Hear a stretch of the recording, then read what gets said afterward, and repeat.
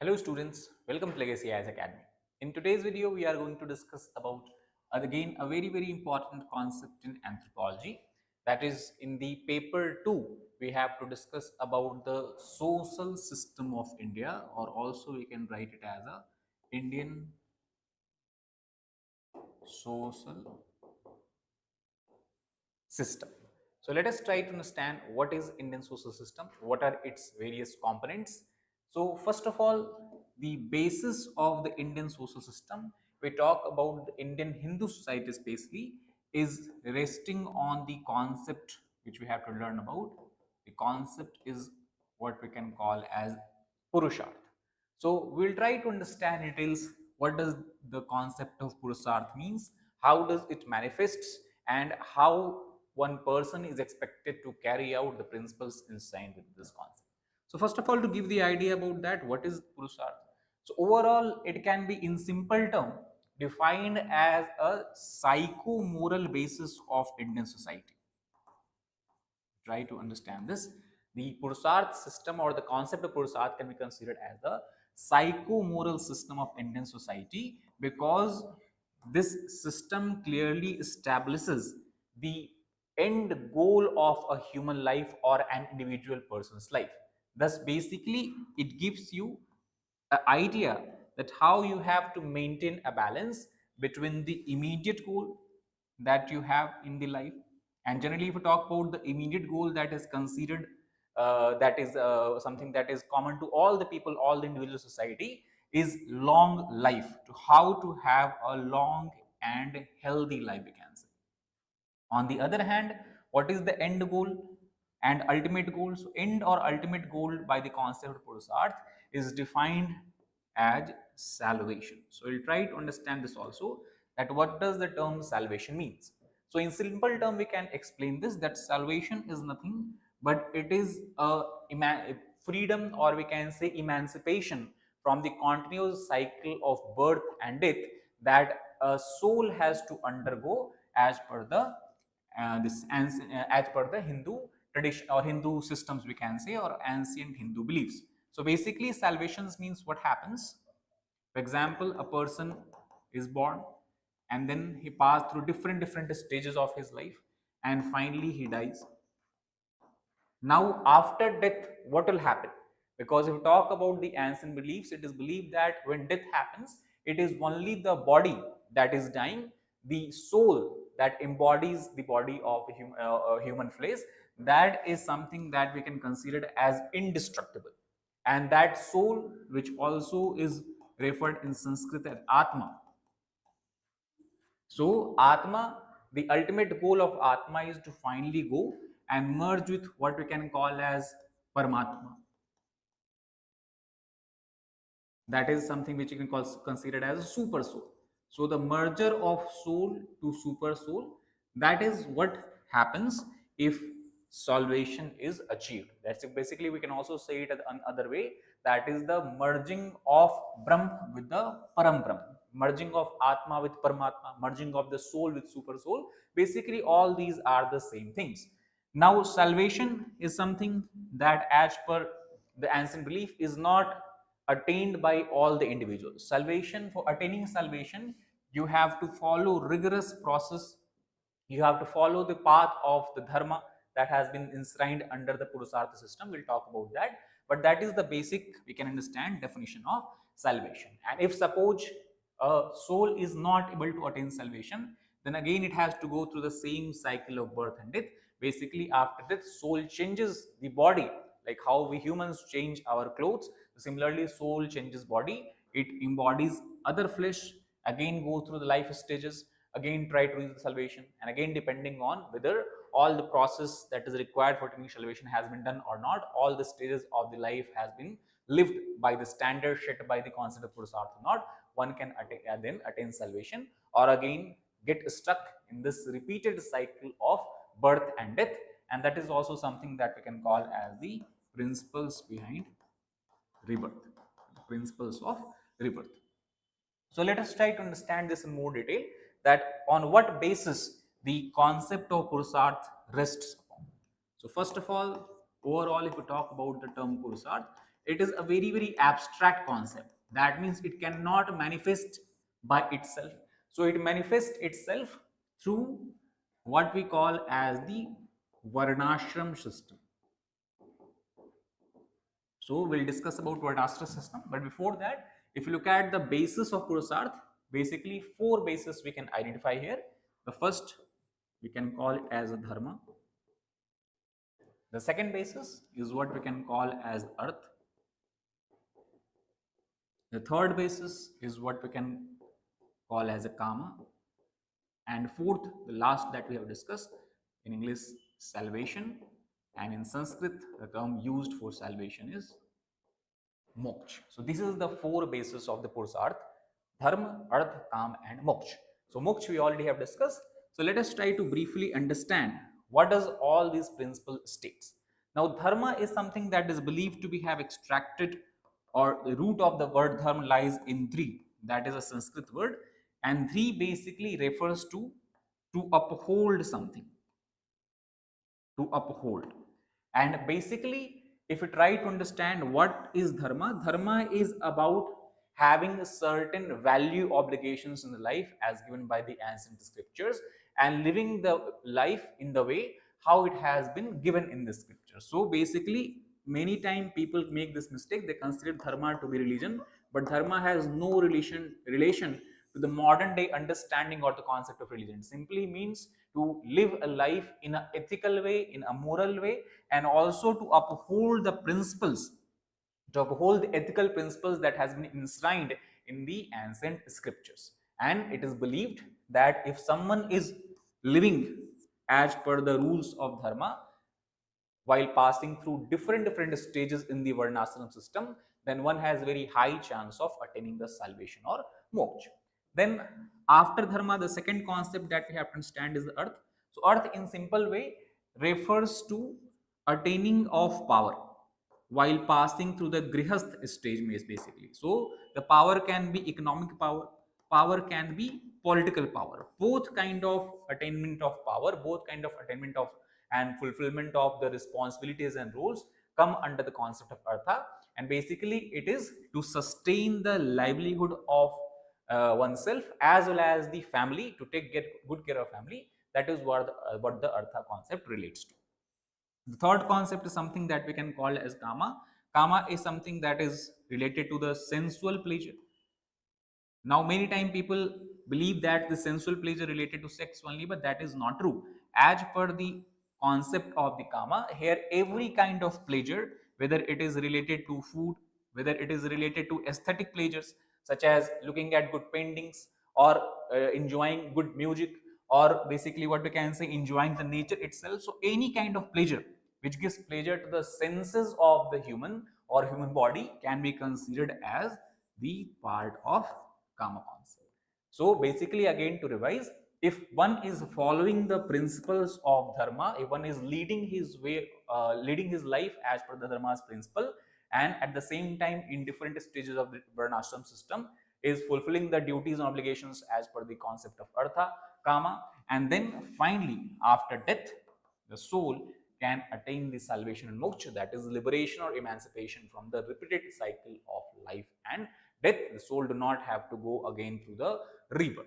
So that is the basic crux of the Purusharth. Now, as we have discussed, Purusharth cannot manifest by itself.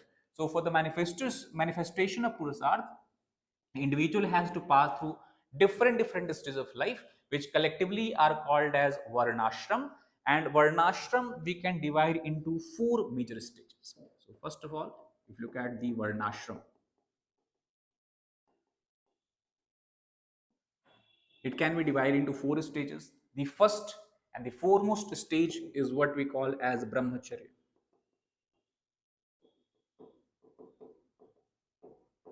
The second stage is what is referred as Grihasth. Third stage is what we call as Vanaprasth. And the fourth and the final last stage before salvation or rebirth is what we call as sannyas. So every individual has to pass through these four stages and you cannot bypass any of these stages. That means, for example, you know that after sannyas ashram or sannyas stage, you will have salvation. So it does not mean that you can take a shortcut and from brahmacharya directly go to vanprastha and sannyas. As per the scriptures or as per the what we can say interpretations of the old text, it is believed that if someone is bypassing or not fulfilling his or her duties as per each of these ashrams, then not only he or she will not be able to attain salvation, but also can be penalized heavily by the superpower. So let us try to understand briefly about the concept of brahmacharya. So brahmacharya basically relate to the first stage of the human life, and obviously the first stage of human life is a life of attaining education, attaining good quality education and knowledge. So that is why this stage focuses upon acquisition of knowledge. We can say the main focus of this stage is acquisition of knowledge, and here all kind of pleasure has to be avoided. That means when one is in brahmacharya ashram, basically a person or individual is a student, and thus what kind of major characteristics he or she has to exhibit? So characteristic of righteousness, characteristics of piety, characteristics of sacrifice, and less focus on having worldly pleasures. So less focus on worldly pleasures, and also one has to live home as well, and is expected to live in the gurukul. And here one has to again follow lot of what we can say, lot of practices and a lot of dharmas there. For example, when one is living the gurukul, one has to follow the guru dharma, sakha dharma, guru mata dharma. So all these practices are there that one has to follow, and also the life has to be the life of the pupil, life of the student is very ascetic in nature and also rigorous in practices. So that is about the brahmacharya ashram. Generally, the initiation of brahmacharya ashram is believed to take place after one undergoes what we call as Upanayan Sanskar. Upanayan Sanskar, in English, it is also referred as sacred thread ceremony. Once one has taken the sacred thread, one has worn the sacred thread, it is believed that he has started his life in the Brahmacharya ashram. In the older time, the sacred thread ceremony was only restricted to the Brahmins. However, later on, it has been followed by the Kshatriyas and the Vaishyas as well. However, the time at which the sacred thread ceremony will take place vary from the Varna to Varna. Once one has completed the Brahmacharya ashram, he enters into the Grihastha ashram. It is in the Grihastha ashram, the three bases of Purusartha that we have discussed, that is the Dharma, Arth, and Kam, it fully manifests itself. And while one is in Grihastha ashram, it is his role and responsibilities to take care of himself by acquisition of wealth, property, having some sort of political power to take decisions. Also, one has to focus on the Kama, so that the continuation of family and continuation of society can take place, while all these has to be done strictly according to principles of dharma. Because if we talk about the kama principle, this is something that is common to both animals and humans. But how animals and humans differ from each other, it is because animals do not have this extra concept of dharma, and that is what makes us unique in the entire animal kingdom. So that is the grihastha ashram. Once one has completed the grihastha ashram and all the responsibilities within it, the most important responsibilities of Grihastha ashram is that one has to repay all his debt. Debt is something that is referred as rin. So one has to repay all his rin in the Grihastha ashram. So what are the major rinas? So let us try to understand this, also a small concept. We'll come back to this. So if we talk about the rin, so it is believed that every individual has accumulated certain sort of debt that one has to repay during the Grihastha ashram. Without repaying all this debt, no matter how better you have lived your life, or how much you have passed through different stages, and how much you have followed the principles of dharma, if you have not repaid your debt, you will not be able to attain the salvation. And we talk about the rinas, the debts, it can be also divided into four basic types. The first rin is something that one has toward his ancestors or parents, that is called as Pitradin. So Pitradin is toward, as we discuss, ancestor or parent. So how one can repay the Pitradin? The Pitradin can be repaid by taking care of the parents while one is alive, making sure that they have all the comfort, they do not have to suffer from problems. And after that, one has to do what is called as Pindadan for the ancestors, or just after, immediately after that, one has to do what is referred as Gaya Shraddh. So both while the parents are alive, immediately after death, and for the ancestors who are long dead, different types of processes are there to fulfill one's responsibilities of paying back the rin. The second type of rin is what is called as Daivarin, that is a rina or the debt related to the god. So this rin is generally fulfilled or paid back by taking part in a lot of practices such as conducting yagna, havan ceremony. Havan is basically a type of sacrificial ceremony. So basically sacrificing something at the altar of the god. Apart from that, recitation of Vedas is also considered as one way of repaying the Devrin. So Yagna, Havan, sacrifices, recitation of Vedas and all, and worshipping of gods obviously is considered as the way of paying back the Devrin. The third and the most important ring is what is referred as Rishi ring or Guru ring. So this is a rin that one has accumulated because during the Brahmacharya ashram, it is the gurus and rishis who has given the knowledge, education to live one's own life, and thus the way how you can pay back this rin is obviously by paying what is called earlier as Guru Dakshina. If you remember the story of Eklavya was using the Dronacharya statue to learn archery.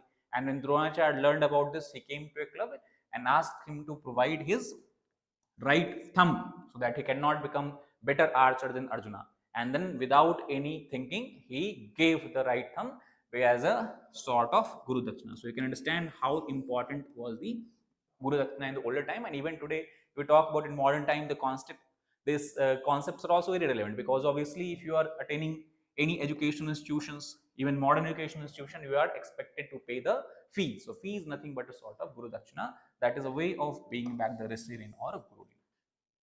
And then Pitridin, Devarin, Rishirin, and the last ring is what is referred as Atithirin. So Atithirin is obviously a kind of debt that one has accumulated toward the guests. And Atithirin is paid back by providing comfort to the guest when one is visiting one's home, providing sufficient amount of food resources for them, providing sufficient, providing good, what I can say, this bedding facilities, sleeping facilities, and all that. So basically, what ancient Hindu tradition tells or scriptures is that one has to take care of Atithi better than himself. One can remain hungry but cannot keep the Atithi or guest hungry if someone is visiting his or her house. So that is something that also helps in development of what we can call as social solidarity as well as strengthening of kinship or kin based relation. So that actually played a very important sociological role as well because it bound the society or basically cemented the social relationship and thus helped in perpetuation of society and functioning of the society as well. So once one has paid back the Pitradin, Devarin, Rishirin and the this Atithirin, then only in the Grihast ashram one is expected or one is believed to have passed successfully to this particular ashram. After the Grihast ashram, the next ashram is Vanprasth ashram. So Vanprasth ashram is basically nothing but what we can say, it is the transitory kind of ashram. What we can call as, it is kind of preparatory or transitory ashram or transitory stage where one prepares himself for the final renunciation from the world. So in this stage, it is expected that now the person has passed and fulfilled his duties in the Grihastha ashram. Now he does not have to very much get involved in the worldly relation. That means he had not have to take care of day-to-day affairs of running the family and society. One has to basically reject, what we can say, reject the worldly affairs, and if possible one has to mainly spend his or her time in the areas of forest. That is vanaprastha. Van means forest, prastha means going. So one has to go to the nearby forest. So obviously in modern time it is not possible. So forest means basically one has to, at least his mind should be completely free from the burdens of the society or burdens of the family. So he can give more of his time in thinking about the gods or about preaching something, whatever he has accumulated, the knowledge, understanding he has accumulated during the brahmacharya and grihas. Now it is time to this, what we can say, teach these knowledge information to the other younger member of the society. It is also given that if the husband is going to forest, wife is allowed to accompany the husband in the vanaprasth ashram. However, there is also a very important point to understand here, that if there is a very if the society needs the person who has entered into vanaprasth ashram, then one also has to fulfill his duties towards society and come back again to the society if the need is very, very urgent in nature. And last and the final stage before salvation or rebirth is sannyas ashram. Sannyas ashram is something that we can equate with the full renunciation of worldly life. Here the person becomes totally cut off from the day-to-day life world, and he also do not have to use anything that he has acquired, the wealth or something that he might have acquired in the earlier stages. He has to completely live on the alms by begging from door to door. Basically he has to spend most of his time about in thinking about gods or preaching about the gods. And this kind of ascetic way of life is what is the major characteristics of sannyas. So here question comes that what is the role or what is the status of women as far as the sannyas ashram is concerned. So very important point you have to understand here, that since if we talk about the relation between man and woman or husband and wife, in ancient Hindu tradition the wife is considered as ardhangani, the term that is used called as ardhangani. And ardhangani means she is already the part of the husband, and that is why it is believed that women do not have to go to the forest and take part in all these practices of sannyas. Women can live at her house with her children, and if through the sannyas, if husband attains salvation, the wife will automatically attain salvation. That means she did not have to go to this rigorous way of living for herself. By the way of husband attaining salvation, the wife will always wife obviously will attain the salvation. So that is about the sannyas ashram. However, we have also many stories of the women sannyasis in the older time, such as Gargi or Ritambhara, for example. So these are some of the notable women sannyasi who also have accepted the sannyas ashram. So these are the four major stages through which the concept of Purusharth manifests itself in the Indian social system. So we have discussed about the concept of Purusharth, the social basis of Purusharth, that is the Dharma, Arth, Kam and Moksha. Then the four ashram, that is collectively called as Varnashram. Then we have the four different types of Rina.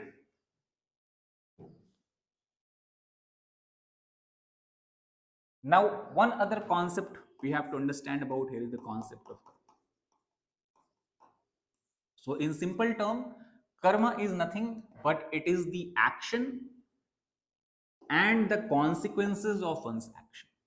Both are collectively called as karma. The action and the consequences of one's action. And here there is a causal relation basically that exists between the karma, that is the deeds, the action, and what you reap. So causal relation is simple. If you do good action or if you perform good actions, the consequences will be good, and the possibility of attaining salvation will be high. On the other hand, if you are engaged in bad actions, then obviously the consequences will be bad, and the possibility of attaining salvation will be very, very less. So karma principle also is one of the major factor that determines whether a soul will attain salvation or not, apart from the purusartha, apart from the stages, varnashram stages, and the repayment of the rin. In this context, if you talk about the karma, it is very, very well written and explained in the Srimad Bhagavad Gita. And here Lord Krishna says that if you talk about karma, you not have to actively do karma. Karma is something that is what he has said as eternal in nature and ubiquitous in nature. That means anytime one exists, he or she is continuously engaging in the karma. And in that case, if we talk about as per Gita, karma has four basic inherent concepts in that. The first is what we can call as adhisthana. Adhisthana simply refers to the center of action. What is the center of the action, any particular action that is being performed? Second is what we can call as the karta. So karta is obviously the doer who is carrying out the action. So the individual is the karta. Then third is the chesta. Chesta is effort. What kind of effort has been put behind the karma, the particular action? And last is the concept of dev or dev. And Dev and Dev concept that is inherent here in the principles of karma, basically this is related to the concept of fate or the element of divinity that persists in the society. No matter how or what kind of work you are doing, there is always a presence of some sort of divine principles, divine actions here. So Adhisthana, Karta, Chesta and Dev, these are the four basic concepts of the karma. And obviously if we do good action, will have good consequences, salvation will be possible. If you do bad action, you have bad consequences and no salvation. And that is why in the Bhagavad Gita you also have the concept of karma yogi. And here actually a very interesting discussion is there that we have discussed in the earlier slide. In the sannyas ashram, how can one attain salvation? One has to completely renounce the worldly affairs, go away from the society and live an ascetic way by begging and doing all this. Then only one can expect to pass through the sannyas ashram and attain salvation. However, Gita has a different viewpoint on that, or at least the interpretation of Gita put this viewpoint in different light by saying that one can also attain salvation, one can also become sannyasi without leaving the room of, without leaving the house or the walls of his houses, if one is performing karma as per the principles of dharma. Then if one is performing karma even within the boundaries of his house, one can become a sannyasi. Do not have to actually live out of the house in the forest and all that area. That is also one very different and good interpretation that exists as per Bhagavad Gita, which we can understand. So that is all about the basic concept that we have discussed about the Purusartha system and what the Purusartha basically relates to all this. And if there is a failure, we have discussed the concept of rebirth also exists. So that is all for this particular video. In the next class, we'll discuss about the concept of the other aspects of the Indian society, such as Varna system. What is the Varna system? What is the Jati system? And because if we talk about, if I give you a brief introduction about the Indian society is always seen working along a triangle. The structure of Indian society we can understand by a triangle. And what are the 3 points of triangle? One is, we have discussed in earlier classes, the concept of joint family. Other is the caste system, which in the older time used to be Varna system. And third is the village life, because still today 70% of India is living in the village. So village life or village society also we can say. Joint family, village society and caste or Varna system. These are the 3 main points of the Indian society or Indian social system. And how can social changes be brought in India? Obviously, if you change any of these 3, obviously it will lead to social changes. So how this happen? That will be the topic of discussion for the next class. That is all for today. Thank you very much.